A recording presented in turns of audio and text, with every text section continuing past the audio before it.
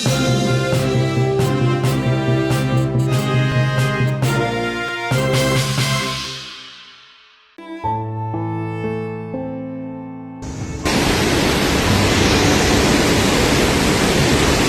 पिताजी की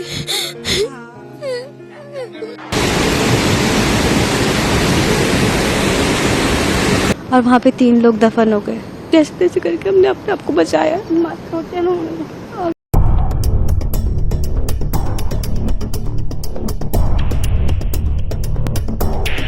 उत्तराखंड में इस साल कई लोगों की मौत से हाहाकार मच गया है।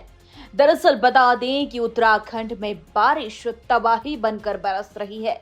एक बार फिर उत्तराखंड में बादल फटा है। देहरादून में बादल फटने की घटना सामने आई है। इसमें 10 लोगों की मौत हो चुकी है।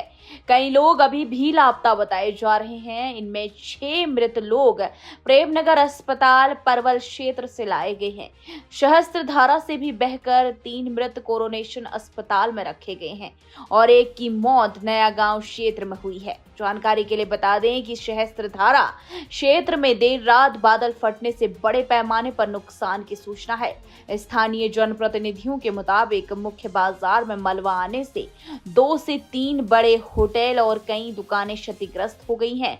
बताया जा रहा है कि रात करीब 11:30 बजे के आसपास ये घटना घटी है। क्राड़ीगाड़ में बादल फटने के बाद मुख्य बाजार में बड़े पैमाने पर मलबा आ गया है। इससे 2 से 3 बड़े होटल क्षतिग्रस्त हो गए, जबकि एक मार्केट में बनी करीब 7 से 8 दुकानें ध्वस्त हैं। और जिस समय यह घटना हुई उस समय 100 लोग यहां पर फंस गए थे, जिन्हें गांव वालों ने सकुशल रेस्क्यू कर सुरक्षित स्थानों पर पहुंचाया। वहीं देहरादून में तमसा नदी रौद्र रूप पर आ गई है। टपकेश्वर मंदिर में शिवलिंग तक डूब गया है। मंदिर परिसर को खाली कराया गया है और टपकेश्वर के पास भगत सिंह कॉलोनी में एक शिखर फॉल में 4 लोगों के बहने की सूचना है। उधर आईटी पार्क के पास भी बड़ी पैमाने पर मलबा आ गया है। इससे सौंग नदी का जलस्तर बढ़ गया है। पुलिस ने आसपास रहने वाले लोगों को सतर्क किया है। साथ ही नदी किनारे रहने वाले लोगों को भी सुरक्षित स्थानों पर जाने के लिए कहा गया है। दूसरी तरफ देहरादून के पौधा स्थित देवभूमि इंस्टीट्यूट परिसर में जल भराव की स्थिति उत्पन्न हो गई, जिसमें लगभग 200 छात्र छात्राएं फंसे होने की सूचना एसडीआरएफ को मिली।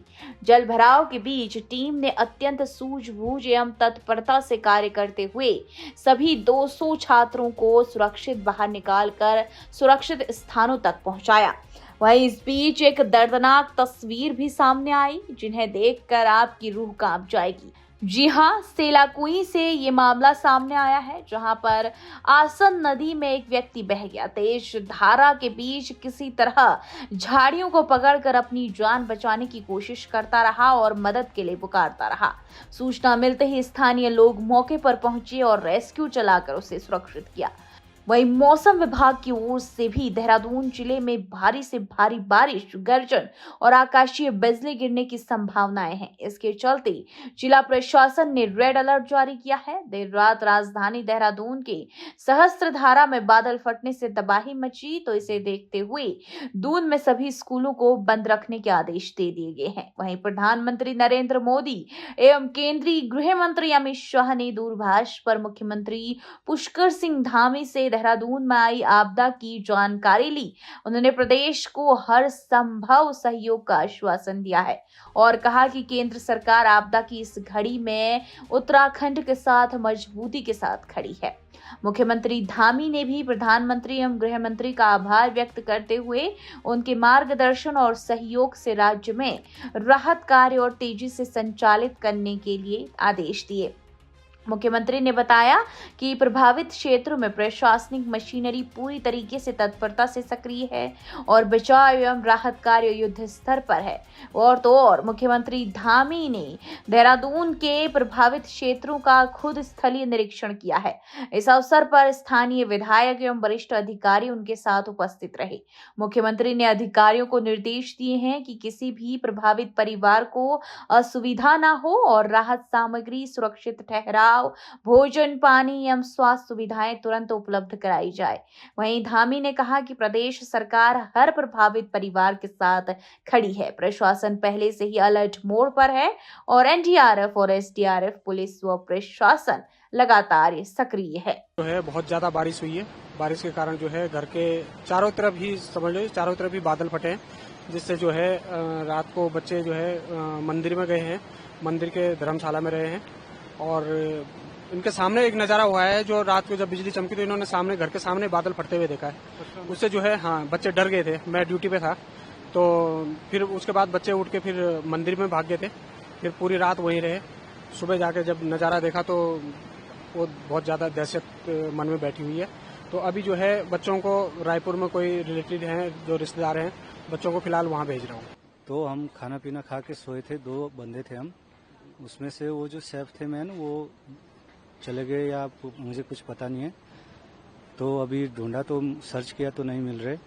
तो बाकी मैं रात को वहाँ से जब बह गया था तो मैं किनारे किनारे से मतलब निकल गया और ये राणा जी के वहाँ पे मेरे को फेंक दिया पानी ने। तो मैं वहाँ पे एक बच्चे के लिए खेलने के लिए वो टूल बना था, उस पे अटक गया। जब बाद में वो पानी में बह चुके थे। हाँ जी, पानी में बह के ही मेरे को काफी चोटें लगी है। तो उसके बाद फिर जब वो टूल भी बहने लगा तो मैंने पानी में छलांग मार दिया। पानी में छलांग मारने के बाद उसके बाद मेरे को साइड फेंक दिया और मैं वो हो गया, मतलब सड़क पे आ गया और मैं बच गया और ऊपर वाले ने बचा दिया। लेकिन वो जो शेफ है वो सुबह ढूंढा तो नहीं मिल रहे सर। करीबन हम 11 बजे हमें एहसास हुआ कि बहुत ज़्यादा जोर की बारिश तो शुरू कब की हो रखी थी, लेकिन रात को 11 बजे हमें बहुत जोरदार आवाज़ आई, जैसे कुछ पहाड़ टूट गया होगा, कुछ बहुत बुरा टूट गया।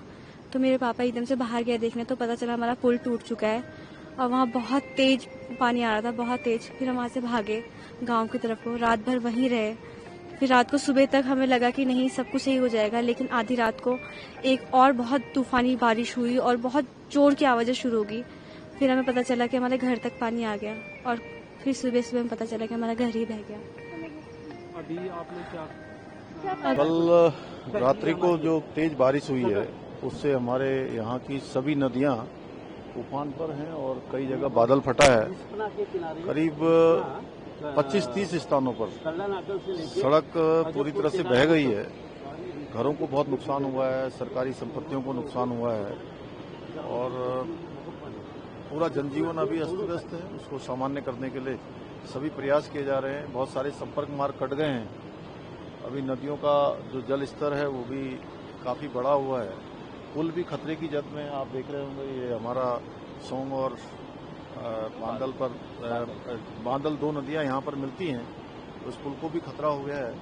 उसका जल स्तर कम होगा। हम लोग सभी विभाग हमारे युद्ध स्तर पर काम कर रहे हैं, सभी कोऑर्डिनेशन कर रहे हैं। आज आदरणीय प्रधानमंत्री जी ने भी प्रातःकाल सारी जानकारी ली है, उन्होंने चिंता व्यक्त करी और हर प्रकार से हमको आश्वासन दिया है। आदरणीय गृह मंत्री जी ने भी कि हर समय राज्य में जो आपदा आई है, आज देहरादून में जो बड़ी जल भराव और बादल फटने से नुकसान हुआ है, उसके बारे में आकलन किया है। मैं उनका भी धन्यवाद भी करता हूँ और हमारा प्रयास है कि हम हर प्रकार से जो आपदा पीड़ित हैं, आपदा प्रभावित हैं, उन सभी को हम लोग हर प्रकार से जो है सहायता करके जनजीवन को फिर से पुनः लाने के लिए सभी विभाग हमारे युद्ध स्तर पर काम कर रहे हैं।